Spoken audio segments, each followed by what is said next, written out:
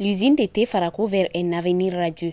Elle est située dans la commune rurale de Fenkoulou, créée en partenariat avec la République populaire de Chine en 1973 sur une superficie d'environ 402 hectares et 103 exploitables.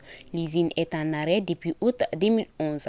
Ce mercredi, l'usine a accueilli une délégation chinoise conduite par le deuxième adjoint au maire de la commune urbaine de Sikasso.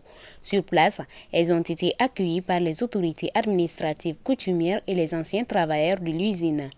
Cette visite consiste pour la délégation chinoise de venir constater les dégâts qu'a subi l'usine et le champ de thé après l'arrêt des travaux. Donc, il remercie beaucoup les Sikassois d'avoir l'accueilli de façon chaleureuse. Donc, ils sont très contents aujourd'hui car ils ont été bien reçus par les autorités de Sikasso. Donc, leur objectif de venir à Sikasso aujourd'hui, ça c'est comment réouvrir la ferme de thé Farako. Parce que la ferme de thé Farako, c'est comme un symbole, un héritage laissé par Mao Zedong, le premier président de Chinois. Donc, ils veulent venir mettre ce symbole-là en marche, réouvrir la ferme de thé et essayer de faire une contribution à l'économie, au développement. Il faut noter que cette visite s'inscrit dans le cadre du jumelage qui existe entre une ville de Chine et Sikasso. Le jumelage, nous souhaitons qu'il soit axé sur le développement économique parce qu'effectivement, il y a beaucoup de richesses à Sikasso. Mais le potentiel économique de la région de Sikasso jusqu'ici n'est pas valorisé.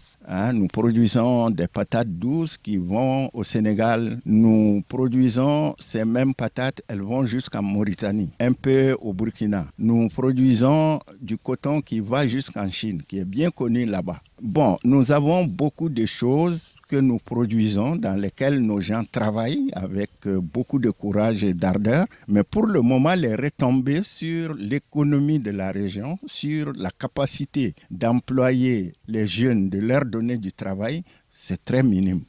Donc nous avons dit, si on doit renouveler ou bâtir cette coopération, il faut que l'économie soit au centre. Ça veut dire quoi?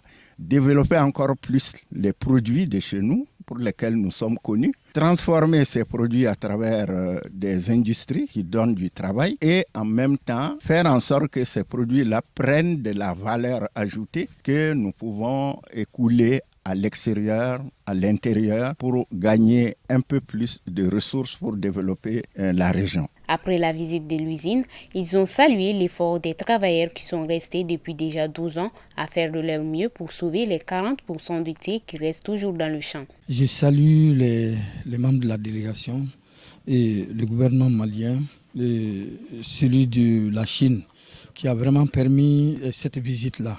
Parce que cette visite vient vraiment encourager la population qui souffre depuis plus de 10 ans.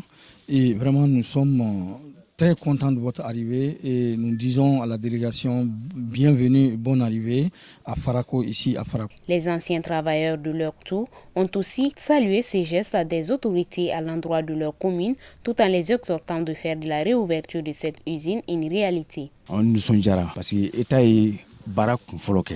Espace Bekru 410 hectares. L'État n'a qu'à bornage qui a bampé. L'autre jour, directeur Koko titre fana Borakaba. Donc, on a assuré nos gafos, Tata Konotou. Donc, nous sommes déjà bons.